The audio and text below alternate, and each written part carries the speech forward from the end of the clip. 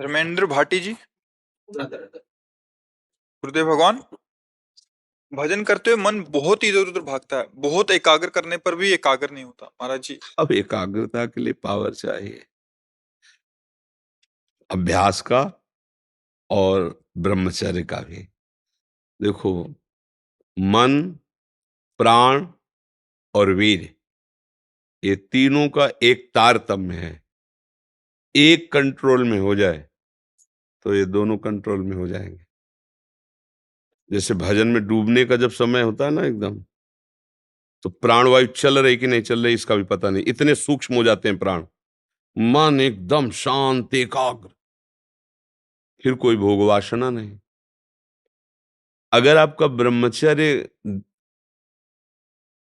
हीन जीवन है किसी भी क्रियाओं से, तो आपके प्राण स्थूल हो, मोटी सांस, लंबी सांस, प्राण अधिक खाना, मतलब अधिक वासना, और मन गंदा और चंचल होगा। तीनों का एक जोड़ है। और आपका ब्रह्मचर्य ठीक है, स्वाभाविक बिना प्रयास के आपका मन एक शीतल, एक गंभीर, एक शांत, जहां लगाना चाहो एकदम तुरंत लग जाएगा, विक्षेप नहीं। अभ्यास और ब्रह्मचर्य, प्राणों का संयमन, मन का एकाग्र होना, ब्रह्मचर्य ठीक रहना, इस तीनों का तारतम्य है। अगर ब्रह्मचर्य नहीं तो देखो अध्यात्म में चलना बड़ा मुश्किल हो जाएगा, क्योंकि उसके लिए पावर चाहिए ना। हम देखो, अभी आपको 10 दिन थोड़ा थोड़ा भोजन इतना केवल दिया जाए तो आपकी स्मृति गड़बड़ाने लगेगी, आपका क्रिया करने का उत्साह कोई भी है वो सब डाउन होने लगेगा। मतलब हर तरह आपको न्यूनता दिखाई देगी अंदर। मतलब ये सब सच्चिदानंद नहीं है, ये अन्न पानी से चलने वाले हैं। मतलब इसको पावर से चलाया जाता है। अभी आप 1 साल ब्रह्मचर्य रहिए, आप फिर देखिए आपके विचार कैसे होते हैं, आपको किस शरीर में कैसी ऊर्जा होती है, आपका प्रतिज्ञा, आपके वचन, आपकी चेष्टा, आपकी क्रियाएं कितनी मतलब पवित्र और साफ स्वच्छ एकाग्र। अब हम लोगों ने ब्रह्मचर्य को एक मनोरंजन समझ लिया। अब कहे मन एकाग्र तो कैसे हो सकता है बताओ। चाहे जितनी बड़ी गाड़ी हो, मर्सिडीज हो, और डीजल पेट्रोल मत डालिए तो धक्का ही लगा के चलाना पड़ेगा। अब अपने जीवन का डीजल पेट्रोल है ब्रह्मचर्य, और उसको तो बर्बाद कर रहे हैं अपने लोग।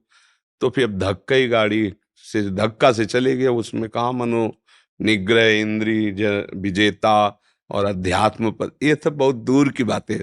किसी को अध्यात्म में चलाने के लिए गुरुजनों ने, उपनिषदों में जो गुरुजन है वो महापुरुष जन, पहले 12 वर्ष ब्रह्मचर्य आश्रम की पवित्र नियमावली के अंतर्गत, फिर उनको ब्रह्म का उपदेश किया। 12 दिन तो ब्रह्मचर्य रहना मुश्किल पड़ रहा है। जवान का ब्रह्मचर्य, नेत्र का ब्रह्म, हर इंद्री का ब्रह्मचर्य ना। जवान जो कहती हो हम खा लेते हैं, वाणी जो चाहती हो हम बोल लेते हैं, नेत्र जो देखना चाहते हैं हम देख लेते हैं। फिर मन को एकाग्र किससे करोगे? क्योंकि इन्हीं 5 ज्ञानेंद्रियों के साथ तो ये गंदी बातें करता रहता है मन, और वही हम छूट दिए हैं। भैया पहले नींव संभालो, ठीक से रहो, ब्रह्मचर्य धारण करो।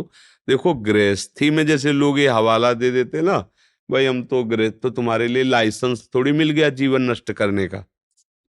नए नए बच्चे हो, समझो, तुम्हारा ब्याह हुआ है तो इसका मतलब जीवन नष्ट करने का लाइसेंस थोड़ी मिल गया है। दोनों एक सहमति बनाओ, लंबे समय तक ब्रह्मचर्य रहो, और फिर गृहस्थ धर्म में उतरो, तो देखो वो ब्रह्मचर्य निष्फल नहीं जाएगा। तेजस्वी, धर्मात्मा, बलवान पुत्र पैदा होगा। अब जब आप लोग ब्रह्मचर्य का संग्रह ना करोगे कि हम तो गृहस्थ हैं, तो आप देखना जितनी बार आपका ब्रह्मचर्य क्षय होता जाएगा, ये बात लिख लो, उतने विचार आपके क्षीण होते चले जाएंगे। शारीरिक शक्ति और विचार शक्ति दोनों आपकी कमजोर होती चली जाएंगी, आप खुद अनुभव करना।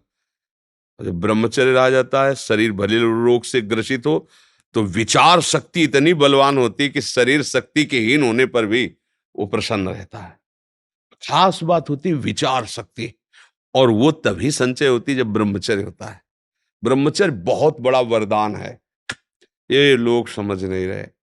सबसे प्रार्थना करते खिलवाड़ मत करो, सुख के नाम पे तुम्हें बर्बाद किया जा रहा है। ये मन तुम्हारा तुम्हें सुख का प्रलोभन देके तुमको नष्ट करके अपने अधीन कर रहा है। मनमानी आचरण बंद करो। गृहस्थों में भी आप पवित्र चरित्र पढ़ के देखो, संतानें हुई, दो दो चार चार संतानें रही, पर बस संतानें भर के लिए तो तेजस्वी, सत्यवादी, धर्मात्मा ऐसे हुए। अब अपने लोगों के आचरण बताने की जरूरत क्या है, खुद आप देख लो। अब अध्यात्म में कैसे चलोगे तब बताओ, कैसे चलोगे? इन्हीं से तो अध्यात्म में चला जाता है, मन से, बुद्धि से, इंद्रियों से। अध्यात्म मार्ग का विचार अब वो क्षीण हो चुके, अपवित्र हो चुके, अब वो कैसे अध्यात्म कर सकते? तो अब जहां नाम जप के लिए बैठोगे वही सब बातें आएगी, गंदी बातें। पावर है नहीं कि हटा सको, तो उसी में खिन्न हो जाओगे, तो भजन छूट जाएगा। भजन में कैसे? तो इसके लिए थोड़ा संयम, गृहस्थी में भी संयम से। हाँ बिल्कुल, मतलब हमने ऐसे गृहस्थों के दर्शन किए, महात्मा जीवन, महात्मा जीवन। हम अपने पिताजी की बात बताए, नंगे पैर हल जोतते थे, कभी जूता नहीं पहने, कभी शिलवा के वस्त्र नहीं पहने, ऐसे ही चद्दर बांध ली, नीचे मार्किन की चद्दर लगा ली, हल जोतना। किसान आदमी, कम से कम 15-16 लोग घर में, सब कोई बाहर पैसे की आय नहीं, वही खेती से खूब अन्न धन ऐसे सब। और मर्जाल की अधर्म की बात भी कहीं घर में हो जाए, बात नहीं, बाजार से कभी सब्जी मसाला नहीं आया होगा, हल्दी की गांठ जो खेत में पैदा हुई और धनिया पीस के छौंक के वही का सतोगुड़ी। मोहल्ले में प्याज लहसुन नहीं, ये कोई व्यसन नहीं। और इतना सख्त शासन उनका, ब्रह्म ऋषि की तरह थे। अपने जब वो किसानी में जाते थे ना, तो हल, बैल और एक झोली, झोली में गीता जी, छोटी सी रामायण, गुरु की पादुका और गंगाजल और सेवा का सामान। 10 बजे तक हल जोता, ठाकुर जी विराजमान करके नहा धो के पूजन किया सब। पहले उनका जो भोग पहुंचा तो खड़े होकर पहले एक बार ऐसे देखते कोई साधु महात्मा दिखाई दे कोई, जब नहीं तो बैठ गए, भगवान का नाम जपा। और ऐसे कि उन्हीं का प्रभाव, उन्हीं का प्रताप, कि देखो अपने लोग भगवान के मार्ग में, बचपन से भगवान के मार्ग में, उन्हीं का संस्कार। अगर उनके अंदर तप और पवित्रता ये ना होता तो हम लोग कोई मतलब आकाश से थोड़ी पैदा होते भाई। अगर उनके आचरण सही न होते तो हमारे आचरणों को कैसे बल मिलता? संत महात्मा घर आते, सेवा होती, उनका चरणामृत पीते, तो हम ही नहीं, लगभग लगभग पूरा परिवार भगवान की भक्ति में, पूरा परिवार। अगर हम संयम से नहीं चलेंगे ना, हाँ तो बिल्कुल समझो, संयम से रहो, फिर पुत्र पैदा करो तो देखना कैसा। भजन करो, संयम से रहो, दोनों राजी होके अच्छे विचार, फिर देखो संतानें पैदा होंगी। अब भैया ऐसी ऐसी आचरण, ऐसी ऐसी क्रियाएं कि मन बहुत गंदा, आज का समय देख लो ना। अब कैसे ऐसे मन को भगवान में लगाओगे? तो क्या फिर हमारा उद्धार ही नहीं होगा? नहीं हो जाएगा। एक उपाय, राधा राधा राधा, मन लगे न लगे, वो जो मन माने सो करे, मन जो, तुम अब सावधान रहो, जबान से निकालो राधा राधा राधा राधा राधा राधा राधा, इसमें मंगल हो। गोस्वामी जी कह रहे हैं, तुलसीदास जी, कि राम नाम मणिदीप धर जी है देहरी द्वार, तुलसी भीतर और बाहरो जो चाह सुन। अगर बाहर भी मंगल चाहते हो और हृदय में भी आनंद चाहते हो तो जीभ में नाम विराजमान कर लो, ये बाहर भी इस लोक में भी आनंद देगा और परलोक में भी आनंद देगा। राधा राधा राधा राधा, मन लगे ना लगे, कई बार बताया है। जैसे अग्नि की शक्ति है जलाना, प्यार से छू लो या जबरदस्ती कोई छुला दे या भूल से छू जाए, उसका काम है जलाना, वो जला देगी, बख्शेगी नहीं कि भाई तुम प्यार से छू रहे तो जलाए नहीं। जब एक प्रकृति की ही तो वस्तु है ना अग्नि, वो अपना स्वभाव नहीं छोड़ती। तो चिदानंद में पराविद्या स्वरूप राधा नाम का स्वभाव जो प्रभाव है, चाहे श्रद्धा से करो चाहे अश्रद्धा से करो, मन लगे तो ना लगे तो भी आपको परम मंगल होगा। तो अब हमको सावधान रहना चाहिए, जो आचरण हमसे गंदे हो गए वो दोबारा हमारे जीवन में हमको ना गिरा पावे, ऐसा प्रयास करो। और खूब नाम कीर्तन करो और नाम जब करो, राधा राधा राधा राधा राधा। मंत्र में तो है कि आवाज ना उठे, लेकिन नाम में ऐसा नहीं, राधा राधा राधा राधा राधा राधा राधा। वो हम तो कई रागों में यहाँ अपने यहाँ गाया जाता है, इसीलिए छूट दे दी है कि जैसे संसारिक आदमी, उसको किसी गाने की धुनी पसंद है तो उसी धुनी में गाओ राधा नाम, देखो ऐसे गाया जाता है, अपने बच्चे गाते नहीं, कोई ना कोई धुनी लेकर के राधा नाम गाते।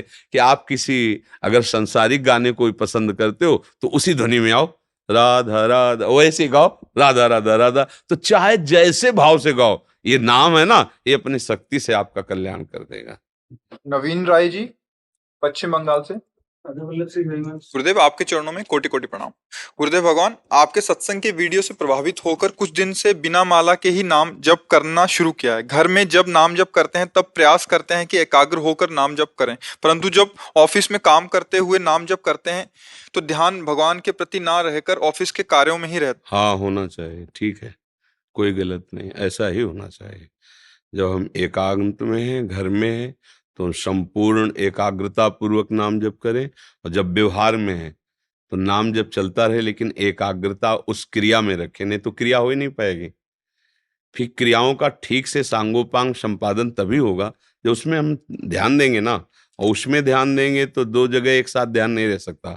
तो अब क्या है, नाम का अभ्यास कर रहे हैं पर ध्यान उस क्रिया का होगा, तो इसलिए वो भी भजन बन जाएगा।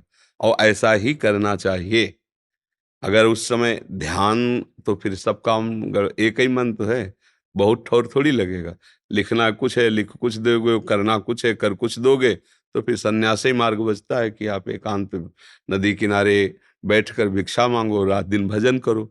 पर व्यवहार में भी भजन करके भगवत प्राप्ति करनी, तो ये अच्छी बात है। एकांत मिले, समय है, भगवान का ध्यान करते हुए भजन कर रहे हैं। व्यवहार में है तो भजन करते हुए वो व्यवहार हम एकाग्रता पूर्वक कर रहे हैं, क्योंकि वो व्यवहार भी भगवान की सेवा हो जाएगी। बीच बीच में नाम स्मरण हो रहा है, हम ऑफिस या किसानी या व्यापार जो भी कार्य, वो भगवान की सेवा हो जाएगी। बहुत अच्छा है, ऐसा ही करो। गुरुदेव भगवान, 5-6 साल पूर्व